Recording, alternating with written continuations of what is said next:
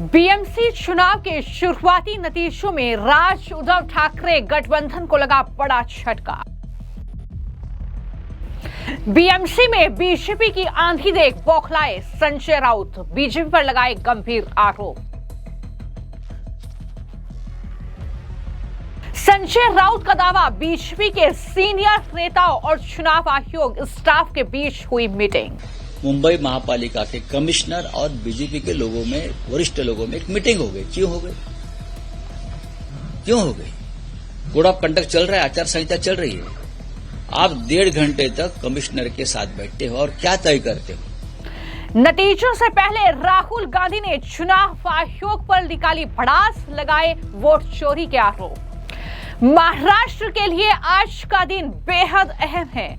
मुंबई महानगर पालिका यानी बीएमसी समेत 29 नगर निगम के लिए जो चुनाव हुए हैं उसकी गिनती आज जारी है, जिसमें बीएमसी जो सबसे अहम और सबसे बड़ी महानगर पालिका है उसमें बड़ी खबर यह है कि बीजेपी ने इन नतीजों में जबरदस्त बढ़त बना ली है। जी हां, ये शुरुआती नतीजे जिसमें बीजेपी की बीएमसी में देखी जा सकती है और शुरुआती नतीजों में लगभग 100 सीटों का आंकड़ा बीजेपी ने पार कर लिया है। सभी निगमों में सबसे अहम है मुंबई महानगर पालिका, जिसमें शुरुआती जो ये रुझान है जो नतीजों में तब्दील होंगे, वहां पर बीजेपी जो गठबंधन है यानी महायुति वो सबसे आगे है। सबसे बड़ी पार्टी बीजेपी बनती हुई नजर आ रही है। जिस तरीके से ये नतीजे सामने आ रहे हैं तो नतीजे लगातार जो है बीजेपी के पक्ष में दिख रहे हैं, जैसा कि एग्जिट पोल में भी दावा किया गया था। और इन नतीजों को देखकर उद्धव गुट और राज ठाकरे की पार्टी जाहिर तौर पर बौखला गई है। तो वहीं पर राहुल गांधी ने एक बार फिर से चुनाव आयोग पर अपनी भड़ास निकाली है। लगातार हम देख रहे हैं कि जब से वोटिंग हुई है लगातार राज ठाकरे से लेकर उद्धव ठाकरे और कांग्रेस पार्टी के नेता शाही को लेकर लगातार चुनाव आयोग पर आरोप लगा रहे हैं कि इस तरीके से गड़बड़ी हो रही है। लेकिन अब नतीजे जो है वो बीजेपी के पक्ष में आता देख संजय राउत बौखलाए हैं। संजय राउत ने बाकायदा एक पोस्ट करते हुए गंभीर आरोप बीजेपी पर लगाए और ये कहा कि मुंबई जैसे शहर में जो वोटिंग पैटर्न चल रहा है वो एक गंभीर मामला है। हजारों लोगों के नाम जिन्होंने विधानसभा चुनाव में भी वोट दिया था उन इलाकों से गायब है जहां शिवसेना, यूबीटी, एमएनएस या कांग्रेस है। ईवीएम मशीन ठीक से काम नहीं कर रही है। चुनाव आयोग हमारी बात सुनने को तैयार नहीं है। और इतना ही नहीं, संजय राउत ने दावा किया कि कल बीजेपी के सीनियर नेता और चुनाव आयोग के स्टाफ के बीच एक मीटिंग हुई। सवाल किया कि यह मीटिंग क्यों हुई, आचार संहिता अभी भी लागू है। यह संजय राउत का ताजा बयान है इन नतीजों से पहले। और संजय राउत ने क्या कुछ कहा, सुनिए। मुंबई जैसे शहर में जो वोटिंग पैटर्न चलाया सरकार ने, ये बेहद गंभीर बात है। हजारों लोगों के नाम गायब रहे जिसने विधानसभा में वोट किया है और ऐसे एरिया से गायब हो गए जहां शिवसेना को या महाराष्ट्र नवनिर्माण सेना को या कांग्रेस को वोट हुए, वहां से हजारों लोगों के नाम गायब हो गए थे। ये पहली बात। दूसरी बात, ईवीएम मशीन बार बार बंद होती रही बहुत से प्रभागों में। जहां राष्ट्रवादी कांग्रेस को बटन दबाया गया है वहां कमल के ऊपर लाइट ऑन होती है। वैसा मशाल का हो गया, वैसा इंजन का हो गया। और चुनाव आयोग के जो लोग हैं उस हमारी शिकायत सुनने को तैयार नहीं। कल शाम को 6 बजे तुरंत ये वोटिंग खत्म होने के बाद मुंबई महापालिका के कमिश्नर और बीजेपी के लोगों में, वरिष्ठ लोगों में एक मीटिंग हो गई। क्यों हो गई?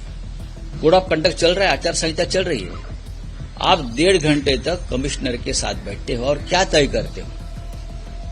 आज का जो रिजल्ट है वो आपने तय किया। ये बहुत गंभीर बात है। देखिए, वोटिंग परसेंटेज सुबह तक नहीं आया, लेकिन कल शाम को 5 बजे से एग्जिट पोल आना शुरू हो गया। हम लोग इंतजार कर रहे थे वोटिंग परसेंटेज का और उससे पहले एग्जिट पोल आ गए। ये क्या तमाशा है? कुछ जगह पर वोटिंग चल रही थी, क्योंकि बड़ी बड़ी कतार लगी थी, क्यूज लगे थे, लोगों की भीड़ थी बूथ पर, और यहाँ एग्जिट पोल बीजेपी ने धड़ाधड़ डालना शुरू कर दिया और हम लोग जीत रहे हैं, हमारा मेयर हो रहा है, ये नाचना गाना शुरू हो गया उनका। ये कौन सी डेमोक्रेसी है? आपका मेयर आएगा, आपको लगता है कि 100% आएगा। देखिए, हमने लोगों को पूरा भरोसा दिया है कि डरो मत।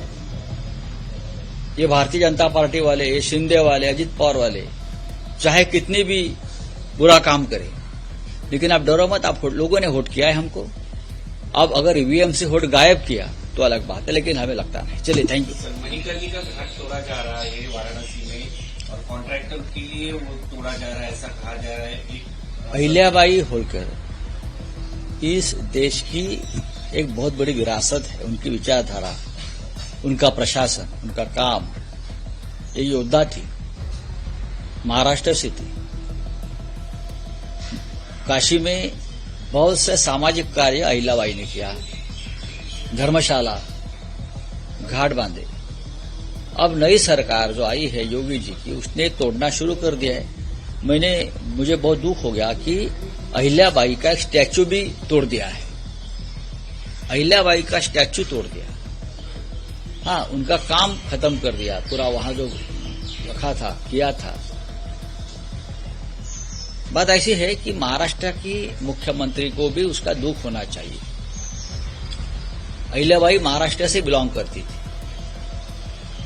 होलकर जो घराना है वो महाराष्ट्र से बिलोंग करता है, बाद में वहां चलेगा।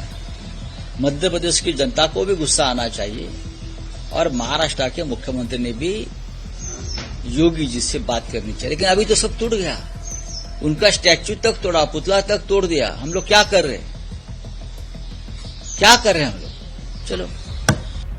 तो बीएमसी का ये चुनाव जाहिर तौर पर राज ठाकरे और उद्धव ठाकरे के राजनीतिक भविष्य का चुनाव था, लेकिन इस पर भी ग्रहण लगता हुआ नजर आ रहा है। जिस तरीके से ये नतीजे लगातार बीजेपी के पक्ष में आ रहे हैं, महायुति के पक्ष में आ रहे हैं। उद्धव ठाकरे और राज ठाकरे ने पूरी कोशिश की, चाहे मराठी मानुस का मुद्दा हो, चाहे वहां पर भाषा को लेकर बवाल करना हो, चाहे वहां पर उत्तर भारतीय और दक्षिण भारतीयों का अपमान करना हो, उनकी लुंगी पर सवाल उठाना हो, चाहे अन्नमलाई को रसमलाई तक करार देना हो, और इतना ही नहीं, गाली गलौज पर उतर आए थे राज ठाकरे। लेकिन उसका कहीं कोई असर जो है इन नतीजों में देखने को नहीं मिल रहा है। शिवसैनिक उल्टा उद्धव ठाकरे और राज ठाकरे को नकारते हुए इन नतीजों में नजर आ रहे हैं। और मैं आपको जानकारी दे दूं कि राहुल गांधी ने भी नतीजे आने के बीच पोस्ट किया और लिखा कि चुनाव आयोग द्वारा नागरिकों को गुमराह करना ही हमारे लोकतंत्र में विश्वास के पतन का कारण है।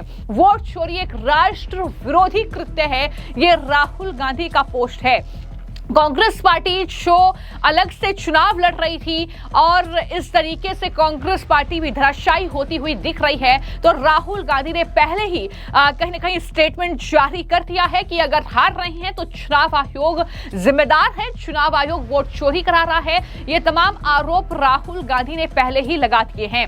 और न सिर्फ संजय राउत, राहुल गांधी, बल्कि वारिस पठान जैसे नेता, क्योंकि AIMIM भी लगातार वहां पर चुनावी रैलियां कर रही थी। बीएमसी को जीतने की भरपूर कोशिश, लगातार हमले हुए, हिंदू मुस्लिम में लोगों को बांटने की कोशिश की गई। लेकिन यहां पर वारिस पठान ने एग्जिट पोल के नतीजे जब बीजेपी के पक्ष में दिखाए जा रहे थे तो कहा कि ये एग्जैक्ट पोल नहीं है, नतीजे तो कुछ और ही होंगे, लेकिन नतीजे जो सामने आ रहे हैं, बीजेपी की आंधी बीएमसी में दिख रही है। 100 सीटों का ये आंकड़ा पार हो चुका है। देखिए, ये एग्जिट पोल है, एग्जैक्ट पोल नहीं है।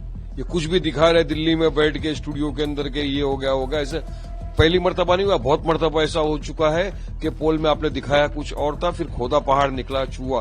तो ये अभी कल तक का टाइम है ना, कल तो काउंटिंग होनी है, कल रिजल्ट आ जाएंगे, कल शाम को 5 बजे तक तो सब क्लियर हो जाएगा। दूध का दूध, पानी का पानी, कौन जीता कौन हरा सब पता चल जाएगा। तो फिर इस वक्त इधर से ये बोलना वो बोलना मैं समझता हूँ सही नहीं है। और हमको तो यकीन है कि हमको लोगों ने वोटों से दुआओं से नवाजा और इंशाअल्लाह ताला महाराष्ट्र में जहां जहां भी मजलिस इत्तेहादुल मुस्लिमीन के हमारे उम्मीदवार इस कॉर्पोरेशन इलेक्शन में लड़े हैं वो अच्छी से कामयाबी मिलेगी हमको। भारी से भारी संख्या में हमारे जीत के कॉर्पोरेटर जो है इस वक्त जाएंगे कॉर्पोरेशन के अंदर, क्यों मेहनत की है सबने। आपने देखा असद ओवैसी साहब, अकबर साहब, हमारी पूरे यूपी, बिहार, हैदराबाद तमाम टीम, यहाँ की महाराष्ट्र की लोकल टीम पूरी लग के रात दिन मेहनत किया है। आपने खुद ने देखा कि जब सभाएं लगती थी ओवैसी साहब की तो हजारों की तादाद में लोग आते थे और हमको आज यकीन है कि वो वोटों में तब्दील हुआ है। तो कल तक वेट करिए, कल जब रिजल्ट आएंगे इंशाल्लाह यकीनन हमको जीत मिलेगी इंशाअल्लाह ताला। लगातार ये संख्या बीजेपी के पक्ष में बढ़ रही है।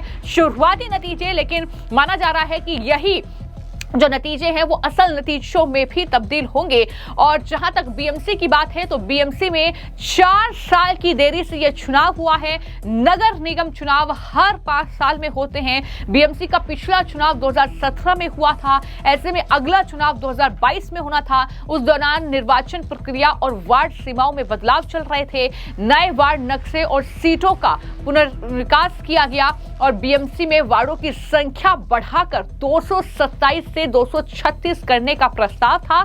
इस बदलाव के चलते पुरानी सीटों पर चुनाव करना संभव नहीं था, इसलिए चुनाव टाल दिए गए। हालांकि यह प्रस्ताव पास नहीं हुआ और अब उन्हीं 227 सीटों पर यह वोटिंग हुई है।